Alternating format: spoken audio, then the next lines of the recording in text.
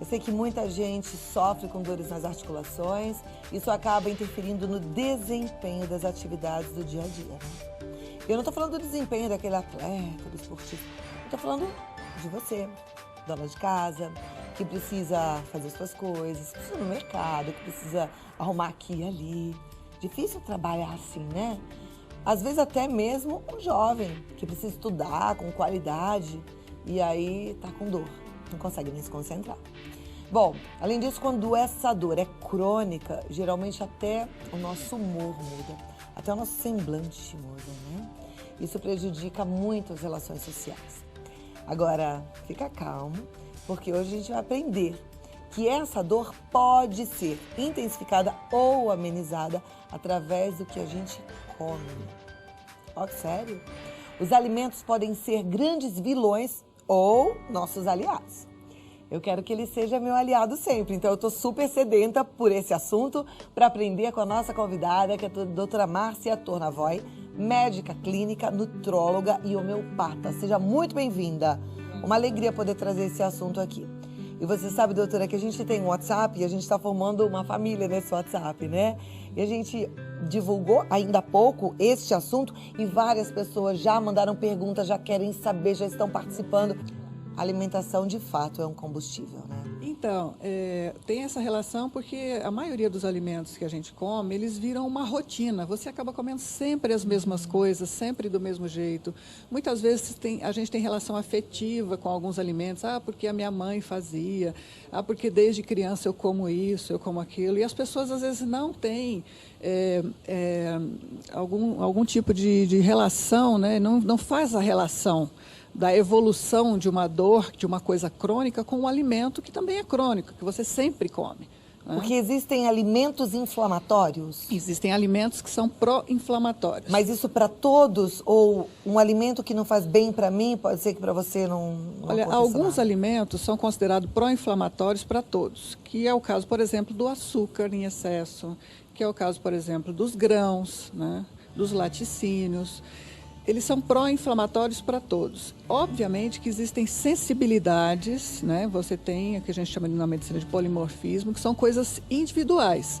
Você pode ter mais para um tipo de alimento do que para outro.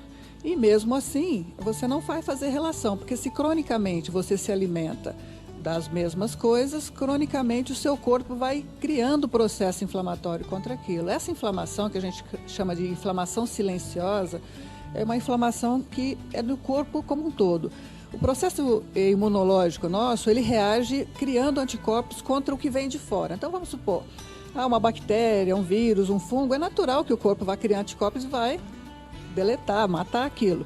Porém, o alimento, se você come cronicamente e ele vai causando uma inflamação crônica, o corpo também vai se habituando a criar uma inflamaçãozinha a todo instante. É como se você estivesse um pouquinho doente sempre. Essa inflamação, ela vai para vários lugares, né? Dependendo da sua tendência genética, dependendo da sua sensibilidade, e muitas vezes vai para as articulações. Olha, então vamos falar dessas dores, vamos focar nas articulações, porque quando a gente fala de alimentos que não nos fazem bem, a gente também lembra das intolerâncias e está muito na moda falar que o glúten e a lactose fazem mal, mas aí a gente relaciona ao estufamento da barriga, as alergias respiratórias. Agora, ligar e fazer essa relação com as articulações, para mim é uma novidade e por isso que a gente realmente quer aprender. Que alimentos possivelmente possam ser prejudiciais para as articulações? Então, como eu falei, normalmente o açúcar, de um modo geral, né? Muito doce, muito açúcar, os excessos, né? E os laticínios e os grãos, em especial os grãos que contêm glúten. Mas por que, né, essa coisa do glúten agora, e todo mundo fala desse glúten? A questão não é somente o glúten, a questão é que as farinhas, de modo geral, elas também criam processo inflamatório, porque imediatamente quando você come ou uma farinha branca com muito pão, muito arroz e tudo aquilo, quando entra no organismo, ele se transforma num açúcar também. E ele ajuda nessa questão da inflamação. Por quê? Porque o corpo vai identificar aquilo como um excesso. tanto na parte que a gente chama de glicação, que é uma maneira do corpo pegar essa glicose em excesso, esse açúcar em excesso e transformar em alguma coisa para ser eliminado. Então ele oxida aquilo e ele vai também para as articulações, quanto essa coisa do próprio sistema imunológico tentar se defender e criar anticorpos. E muitas vezes esses anticorpos também vão para as articulações. E existe algum teste para a gente saber se faria mal para a gente o glúten, a lactose ou não? De forma geral, seria interessante que todo mundo consumisse menos ou não consumisse? Então, de um modo geral, como essa coisa do teste às vezes é muito caro e as pessoas, os convênios às vezes não pagam, os testes, existe sim teste de intolerância para especificar o IgG, que é a intolerância alimentar tardia, de vários alimentos. Pode ser feito, é bastante interessante, porque tem muita gente que tem uma intolerância para outras coisas, por exemplo, para o ovo, por exemplo, para carne vermelha, por exemplo, para alguns feijões, e a pessoa não sabe. Então, especificamente, dá para fazer os exames sim. Porém, de um modo geral, a gente sempre aconselha a pessoa a comer menos desses pró-inflamatórios, que são, não é só lactose, porque a lactose é só o açúcar do leite, né? São os laticínios em geral. Ah, mas eu não vou comer nunca mais? Não é isso. Você vai, mas você não precisa comer todo dia a mesma coisa. Então, todo dia aquele queijo, todo dia aquele pão. Pode variar, criar outras situações, comer frutas, comer outros tipos de farinhas. Tem tanto tipo de alimento. O Brasil é riquíssimo em frutas maravilhosas, né? Em legumes, em verduras, em outras farinhas, em cogumelos, em castanhas, que são maravilhosas. E dá pra gente ter uma alimentação bem rica e bem saborosa, super saborosa, com alimentos que vão trabalhar a nosso favor e não inflamando o nosso organismo. Quando a gente fala de dores nas articulações, são as dores no joelho, isso, normalmente, no sim. tornozelo. As pessoas têm muitas dores nos joelhos, as queixas são muito fortes, joelhos, tornozelos. Muita gente tem dores nas mãos, principalmente nas articulações pequenas das mãos. Às vezes começa com essas dores nas articulações, a pessoa acha estranho. Isso é qualquer idade. Ah, não porque a pessoa é velha, não porque a pessoa faz esporte. Não, qualquer pessoa, qualquer idade. E ela está muito relacionada à alimentação? Isso é comprovado? Está muito relacionado, isso é comprovado. Porque muitas vezes a pessoa já tomou alguns medicamentos, analgésicos e tudo, melhora um tempo e tudo, e aquilo volta. O que é crônico está muito relacionado, sim, à alimentação. O que é agudo, de um impacto e tal, não. Ah, sim, mas não. o que é crônico, da pessoa o tempo todo está se queixando, aí melhora um pouco, doutor. Aí eu tomei um analgésico, tomei um anti-inflamatório, melhorou e tudo, e voltou, e voltou. E agora está começando a inchar outra articulação, e ela pula de uma para outra. E a pessoa acha aquilo tudo muito estranho, porque se eu não tenho reumatismo nesse dedo, agora eu tenho no joelho, agora eu tenho no tornozelo, no cotovelo. Não, gente, vamos tratar isso e vamos prestar atenção no que a gente come. Olha a pergunta aqui da Vânia, de Duque de Caxias, lá no Rio de Janeiro. Tenho fibromialgia e sinto dores em todas as articulações. Gostaria de saber quais são os alimentos que eu deveria consumir, ou até evitar, né? O que deveria consumir, normalmente, são as frutas e verduras verdes, né? Que tem bastante cálcio, bastante ferro, melhora bastante essa performance. As frutas vermelhas, principalmente a cereja, ajuda bastante.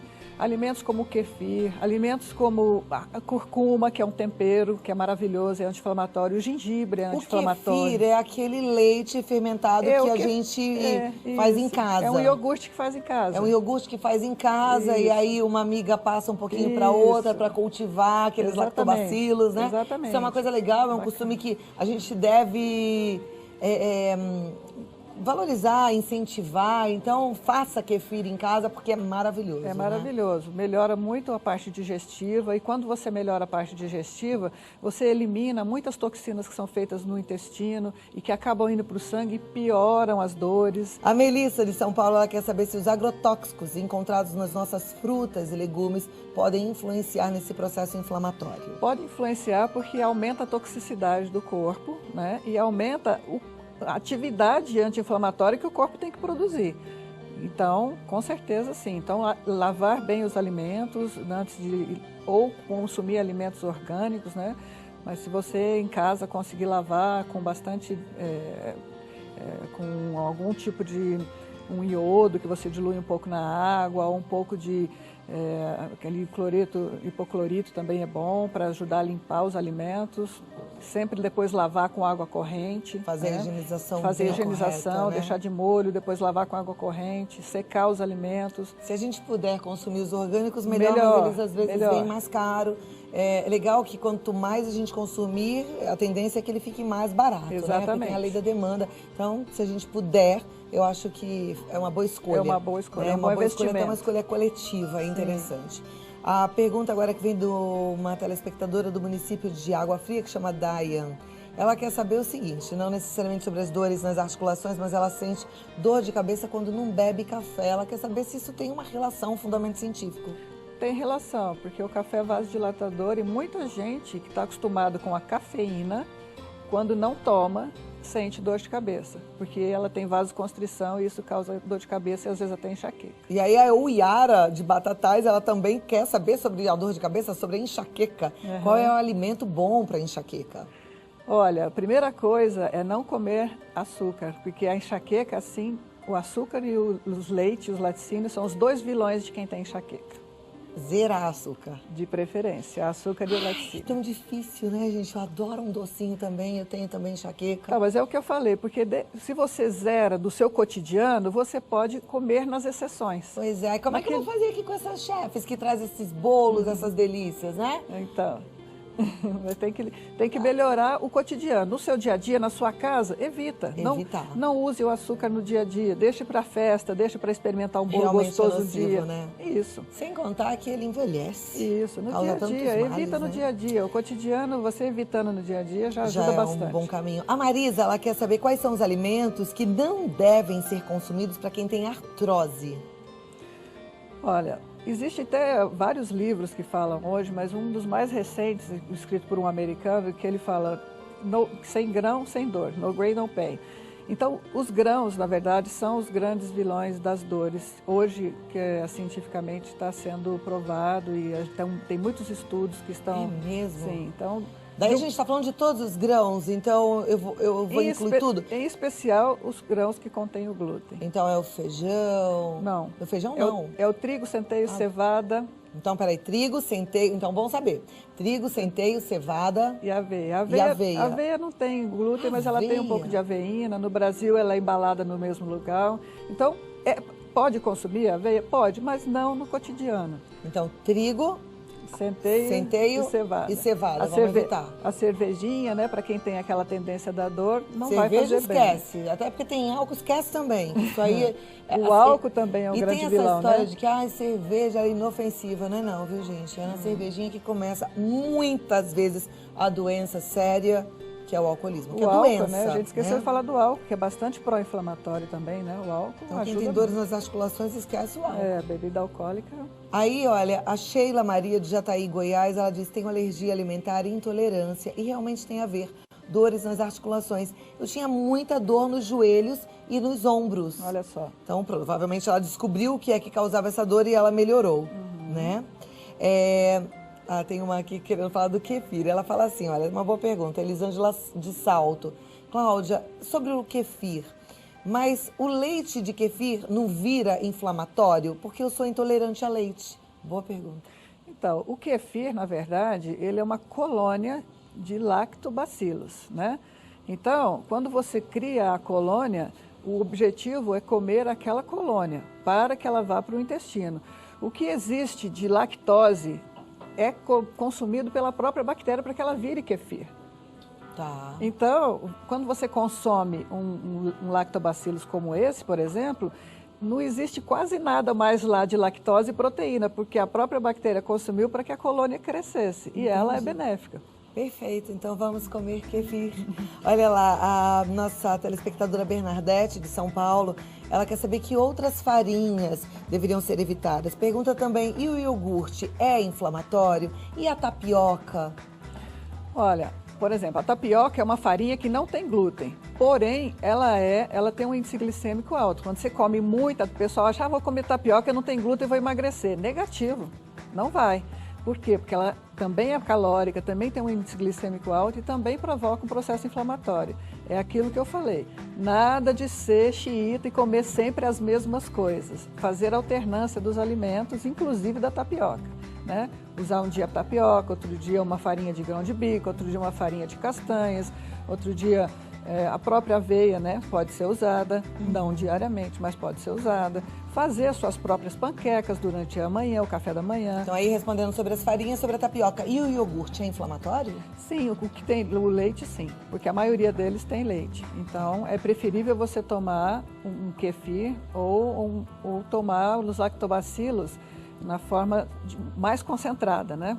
Por exemplo, os iogurtes sem açúcar, eles têm uma concentração melhor. Aí já tem uma telespectadora aqui que vai complementar essa pergunta. Eu adoro vocês, e vocês parecem que mandam na hora certa, a Cláudia de São Gonçalo. Ela quer saber se então ela pode tomar Yakult diariamente. Então, o Yakult já é melhor. Ele tem, e melhor, principalmente porque disse? Lançaram o Yakult agora. Deixa eu te perguntar, não tem muito açúcar?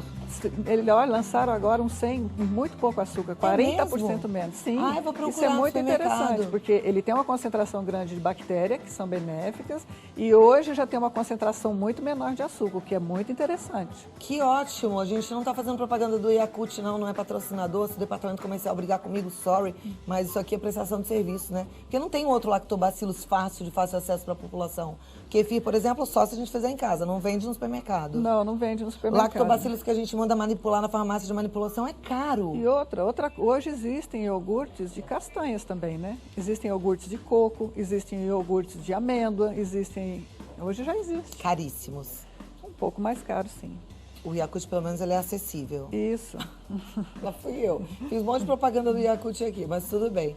O importante é que a gente tem que ajudar mesmo uns aos outros. A Gláucia, ela diz o seguinte: eu tenho lúpus, o que eu não posso consumir? Olha, em primeiro lugar, o glúten. O glúten. Porque o lúpus é uma doença autoimune. E hoje os estudos mostram que muitas das doenças autoimunes, elas são intensificadas, né? Elas têm um processo de intensificação com o consumo do glúten. Então, seria bem interessante para ela tirar o glúten da dieta. Isso ajudaria bastante. E tirar o glúten significa olhar bastante as embalagens, porque até aquilo que a gente pensa que não tem glúten, tem, né? Tudo tem glúten. Chocolate tem glúten, às vezes até um creme que você passa no corpo tem glúten. Olha. Então, olhar bastante as embalagens. A pergunta agora e ela é da deveria Lourdes. comer coisas anti-inflamatórias também, né? Para ela seria muito interessante as castanhas, seria interessante usar a curcuma na comida, o próprio gengibre.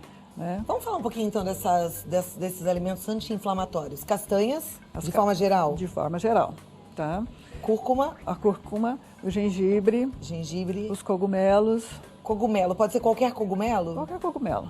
Os comestíveis, né, que a gente vê, shiitake, shimeji, cogumelo Paris, exatamente. As frutas? As frutas, de um modo geral, né, são muito interessantes, principalmente as vermelhas. Tá. O que mais?